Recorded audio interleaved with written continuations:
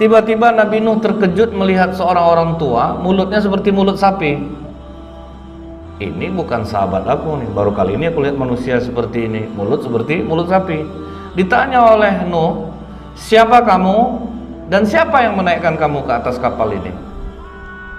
Orang itu menjawab, aku naik ke kapal kamu ini Nuh, terpaksa, karena Allah yang memerintahkan aku.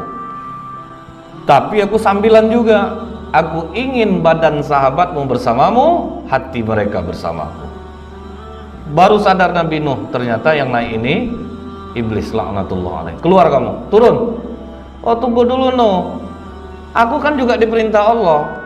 Aku diperintahkan Allah untuk memberitahu bagaimana kami bisa melemahkan anak cucu Adam ini. Setaat apapun kalian beribadah Nuh, selama sifat ini ada dalam hati kalian, kalian tidak akan pernah mampu mengalahkan kami. Dia 5 Nuh, cuman maaf, aku hanya menyampaikan 3, karena yang 2 itu senjata pamungkas aku Nuh. Jadi dia 5 kata iblis, cuman 3 yang cuman bisa disampaikannya. Kalau yang 2 ini enggak, ini rahasia kami betul Nuh.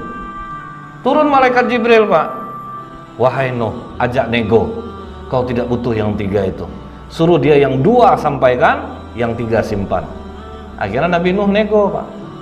Gini aja lah iblis, bagaimana kalau 2 yang kau simpan itu ditukar sama yang 3? Yang 3 itu simpan, yang 2 sampaikan. Kan cukup banyak yang kau simpan jadinya. Oh baik, rupanya ada juga bodohnya iblis ini Pak. Padahal Nabi Nuh dapat bocoran dari malaikat Jibril.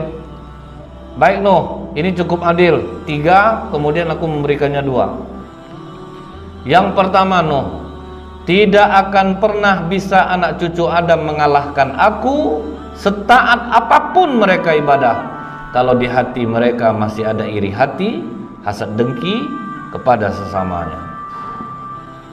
Bukan tidak sedikit Pak, ustadz iri sama ustadz, orang tetangga iri dengan tetangga. Iri ini bagaimana Bu? Sedang melihat orang susah, susah melihat orang senang. Orang merehab rumah Pak, disesak napasnya Pak. Dari mana pula dia dapat duit tuh ya? Pangkat suami rendah. Ini Pak orang iri itu. Sibuk sampai dilarangnya suaminya tidur, bang yang tidur malam ini enggak bang, apa? Kita bahas harta dia nih bang, dari mana lah datangnya ya bang ya? Akhirnya dia enggak tidur Pak. Orang tuh enak tidurnya di rumah. Jadi iri hati ini Pak bisa kena sama siapa saja. Orang yang sering di masjid bisa iri hati. Iri hati ini tidak selamanya dalam masalah harta, masalah popularitas, masalah keuangan, masalah kenapa orang lebih dihargai saya tidak, macam-macam Pak. Peluang untuk bisa iri hati itu. Selagi ada rasa ini dalam hati kita, kita tidak akan pernah bisa mengalahkan iblis. Setaat apapun kita ibadah, itu senjata iblis. Apa kata Nabi Nuh? Kenapa kok gara-gara iri hati, hasad dengki kami tidak bisa mengalahkanmu? Nuh, ini dosa paling tua langit dan bumi Nuh. Aku diusir dari surga, kau tahu gara-gara apa Nuh? Aku iri kan sama Adam. Aku iri sama Adam, itulah dosa pertama Pak. Makanya aku terusir. Karena aku iri hati kepada Adam, aku diusir dari surga. Baik, kata Nuh. Kemudian apa yang kedua?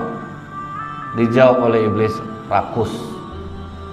Kenapa dengan rakus kami tidak bisa mengalahkanmu? Kau tahu enggak Nuh? Adam itu apa lagi yang kurang di surga? Semua ada. Aku bisikkan saja sedikit kerakusan, makan buah kuldi. Gara-gara yang kecil ini kena dia. Nah ini bahayanya rakus itu Bu. Orang Pak kalau sudah kena ini, udah sebanyak itu hartanya, gara-gara yang sedikit malah masuk jadinya. Itu yang bahaya itu Pak. Karena ingin,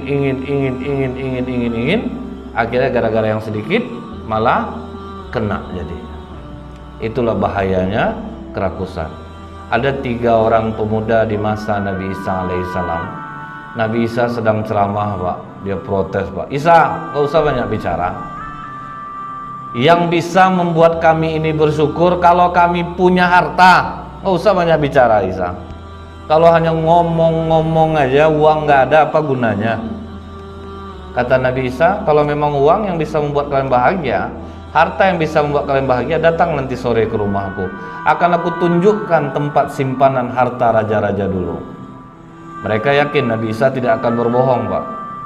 Datang ke rumah Nabi Isa sore, ditunjukkan oleh Nabi Isa. Kalian lihat bukit itu, di bawah bukit itu ada gua, cuman sudah tertutup batu. Kalian bongkar batu itu, di dalamnya banyak harta. Berangkatlah mereka bertiga dari sore, bekerja memukul batu sampai pagi, jebol batu itu pecah. Ternyata benar, di dalamnya banyak emas, banyak koin-koin emas. Bahagialah mereka bertiga. Kita harus kerjasama mengeluarkan harta ini dari dalam gua ini. Wah, rame-rame mengeluarkan, Pak. Sudah dikeluarkan semuanya. Hari makin siang, perut lapar. Siapa yang mau membeli makanan? Sudah, biar aku saja. Beli makanan dia ke bawah. Pas dia makan, terpikir oleh dia, Bu, kalau aku racunlah makanan ini, tentu harta itu semua dapat untuk aku. Itu rakus, Pak. Rupanya yang berdua berundinglah di atas. Kau mau enggak kita bagi dua harta ini? Caranya, naik dia nanti ke atas, kita pukul kepalanya sampai mati. Sembunyi kita di balik batu itu, kita pukul sampai mati. Cocok, boleh. Nah, yang di bawah meracuni makanan, naik ke atas. Yang di atas sembunyi di balik batu. Begitu muncul kepala kawannya dari belakang, dia pukul, Pak, puak sampai mati. Setelah mati kawannya, dia sekarang sudah mati. Harta ini menjadi milik kita berdua. Cuman sebelum kita bagi, makanlah kita dulu. Makanlah dia, Pak. Barang beracun itu mati tiga-tiganya gara-gara rakus. Ini bahayanya sifat rakus. Nah, dua inilah yang dikatakan dalam hadis ini, bagaimana cara iblis menghancurkan kita: iri hati, hasad dengki.